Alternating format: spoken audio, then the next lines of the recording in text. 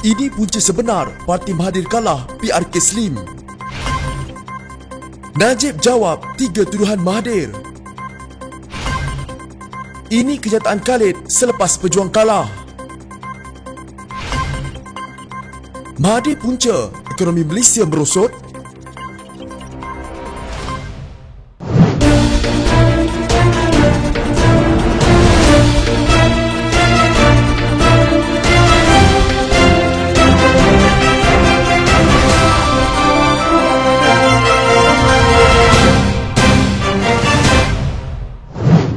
Timbalan Pengarah Institut Kajian Etnik atau KITA, Universiti Kebangsaan Malaysia UKM, Profesor Madya Dr. Kartini Abu Talib, dipetik bernama berkata, Dr. Mahathir Mohamad kini sudah tidak lagi relevan dan berpengaruh. Ini selepas Barisan Nasional mengekalkan kerusi Don Slim menerusi calonnya Muhammad Zaidi Aziz yang memperoleh 13,060 undi. Saya rasa ini adalah penolakan menyeluruh kepada Dr. Mahathir setelah beliau bersama Pakatan Harapan suatu ketika dulu telah gagal membuktikan pada rakyat janji mereka kerajaan dan bertambah rumit dengan ahli Parlimen Pakatan Harapan. Rata-rata tiada pengalaman mentadbir, kata Kartini. Zaidi menang dengan majoriti 10,945 undi apabila meraih 13,060 undi berbanding Amir yang mendapat 2,115 undi dan Santara Sekaran dengan 276 undi. Bagaimanapun, Amir berjaya mendapat sejumlah 13.6% undi menandakan dia tidak hilang deposit. Selain itu, Kartini berkata keputusan PRK itu juga jelas membuktikan bahawa Slim ternyata sukar untuk dirampas oleh mana-mana parti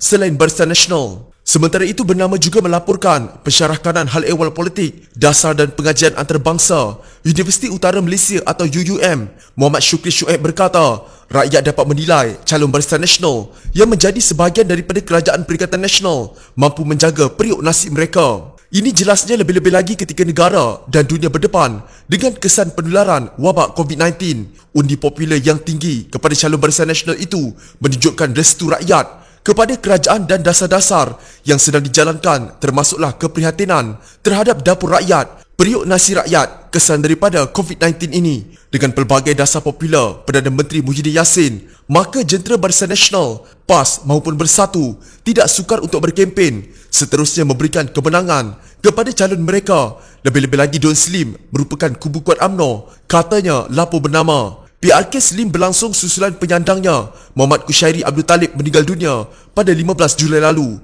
Sejumlah 15,451 atau 68.40% daripada 23,094 pengundi keluar memilih pada pilihan raya kecil ini, iaitu PRK ke-12 selepas PRU14. Pada masa yang sama, Setiausaha Agung NGO Pertubuhan Gerakan Revolusi Anak Malaysia atau GERAM, Muhammad Siddiq Muhammad Azani dalam satu kenyataan berkata, kekalahan teruk calon tajaan Tun Dr. Mahathir Mohamad adalah satu isyarat jelas bahawa anak muda sudah letih melayan karenah politik Malaysia yang dipelopori oleh wajah-wajah yang sama tanpa hala tuju yang jelas. Rata-rata orang Melayu sudah pun memberi peluang kepada Pakatan Harapan untuk memerintah, namun mereka dikecewakan dengan prestasi kerajaan itu lantaran membuat keputusan untuk tidak lagi memberi sokongan. Orang Melayu sudah muak dimomokkan dengan kisah pencuri, penyamun berulang-ulang kali, sedangkan pencuri dan penyamun ini pun sedang berpeluh menghadapi kes di mahkamah untuk menyumbat mereka ke dalam penjara. Orang Melayu juga tidak malas dan tidak suka digelar malas. Buka mata dan turun ke lapangan. Lihat ramai anak muda Melayu yang bertungkus lumus serta bermatian kerja siang dan malam demi survival mereka. Muhammad Siddiq juga berkata, janganlah khianat mandat rakyat dengan memperbodohkan rakyat. Seperti kami tak sangka menang, sebab tu kami berjanji, atau kami ingat kalah, kami letaklah perkara susah dalam manifesto. Mahupun, terima kasih atas pandangan, tapi anda bukan kerajaan. Adakah Melayu mudah lupa? Melayu tidak lupa. Mereka ingat semua ini dan mereka menghantar isyarat pada setiap PRK diadakan, katanya. Saya kata tak sabar, saya nak tunggu malam ni, saya nak jawab balik, saya kata. Datuk Seri Najib Razak pada malam sebelum PRK Slim membulang paku buah keras kepada Tun Dr. Mahathir Mohamad berhubung tuduhannya kepada beliau pada ceramah yang dihadirinya. Ahli Parlimen Pekan menggunakan pentas ceramah pada Jumaat malam bagi menepis tuduhan bekas pengerusi Pakatan Harapan itu terhadap 3 perkara yang membabitkannya dan juga UMNO. Semalam ada orang itu Mahathir datang. Dia bercerita 3 perkara. Saya dengar, saya tengok Facebook, mendidih saja. Jadi saya nak jawab malam ini, katanya ketika berceramah pada malam terakhir kempen pilihan raya kecil di Slim. Sebelum itu Mahathir dalam ceramahnya menyentuh kerugian yang ditanggung Felda, Najib cash is king, dan sebab beliau mahu keluar dari UMNO kerana menyifatkan pemimpinnya sebagai penyamun dan penyangak. Menjawab perkara itu, Najib berkata, masalah yang dihadapi Felda telah berlaku sejak tahun 1996 ketika pentadbiran negara dipimpin oleh Mahathir. Ujarnya, Felda tidak lagi dibantu pada tahun tersebut dan mencari dana sendiri untuk meneruskan kelangsungan. Dalam pada itu, Najib berkata, kepincangan Pakatan Harapan didedahkan pula oleh seorang pemimpin muda parti itu, Syed Saddiq Syed Abdul Rahman. Ahli Parlimen Muar itu dikatakan terlepas cakap dan pendedahan beliau yang tidak sengaja itu menunjukkan kerajaan terdahulu amat kejam kepada rakyat. Pendedahan tak sengaja yang dia buat tu mengesahkan strategi politik dia yang amat kejam sebenarnya. Najib turut memberitahu tuduhan yang mengatakan beliau seorang perompak khazanah rakyat adalah sangkaan jahat dan menyeleweng kerana sifat itu sebenarnya ada pada diri orang lain. Ujarnya, anak-anak beliau tidak ada seorang pun yang mendapat kontrak berbilion ringgit, malah tidak juga menaiki jet peribadi. Tak apalah, saya tak sebut peribadi orang itu. Saya tak main cari itu. Facebook saya pun dapat sambutan hangat, ujarnya. Lawan dan seteru kita adalah Azmin dan Muhyiddin.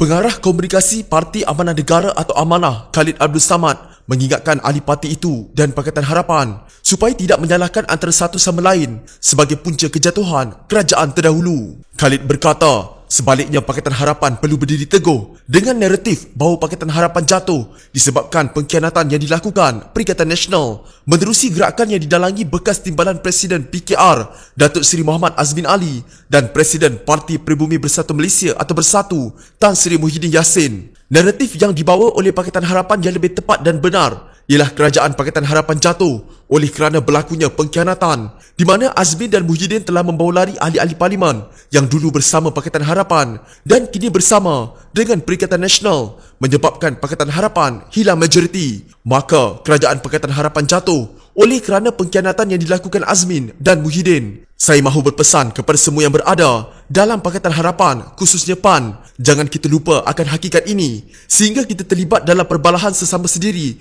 yang menyalahkan Tun, menyalahkan Pakatan Harapan, menyalahkan Datuk Seri Anwar Ibrahim yang sebenarnya saingan kita. Seteru kita, lawan kita bukan Tun atau Anwar atau PKR, tetapi lawan kita adalah Azmin dan Muhyiddin. Biarlah kita mensasarkan kritikan kepada mereka dan bukan sesama sendiri, katanya menerusi rakaman video berdurasi 3 minit 44 saat yang dimuat naik di YouTube. Semua ahli gabungan Pakatan Harapan tambah beliau tidak seharusnya terpengaruh dengan naratif yang dibawa oleh Perikatan Nasional. Saya ingin berpesan kepada semua ahli dan penyokong Pakatan Harapan, khususnya pada ahli amanah, supaya dalam kita menghadapi politik dewasa ini, jangan kita tersilap bawa naratif Perikatan Nasional. Dalam soal jatuhnya kerajaan Pakatan Harapan, sememangnya Perikatan Nasional mengatakan ia jatuh oleh kerana Pakatan Harapan sendiri yang berbalah sesama sendiri kerana Tun meletak jawatan. Mereka membawa naratif itu supaya mereka menutup hakikat mereka telah berperanan untuk menjatuhkan kerajaan dan nak memberikan gambaran seolah-olah mereka bersih,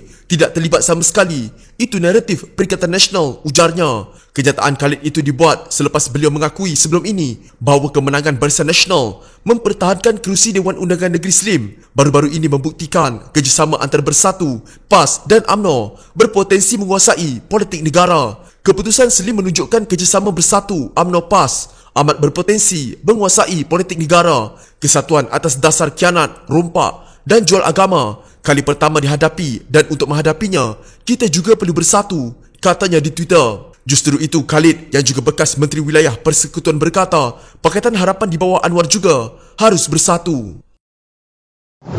Kerana sombongnya pemerintahan 22 bulan menghadirkan DAP, satu peperangan hampir wujud.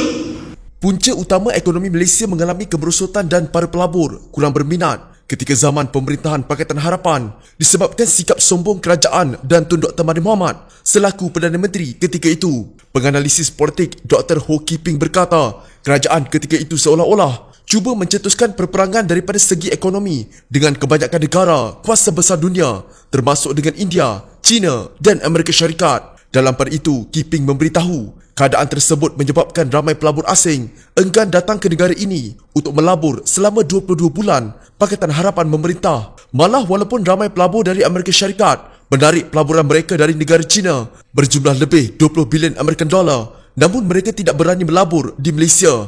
Sebaliknya, mereka memilih negara lain seperti Vietnam dan Thailand serta lain-lain lagi kerana tidak yakin dengan cara pentadbiran Kerajaan Pakatan Harapan ketika itu. Itulah Kerajaan Pakatan Harapan yang memerintah selama 22 bulan dengan penuh kontroversi. Kalau dibandingkan antara Kerajaan Pakatan Harapan selama 22 bulan dengan Perikatan Nasional pimpinan Perdana Menteri Tan Sri Muhyiddin Yassin selama 6 bulan tanpa sebarang kontroversi adalah jauh bezanya.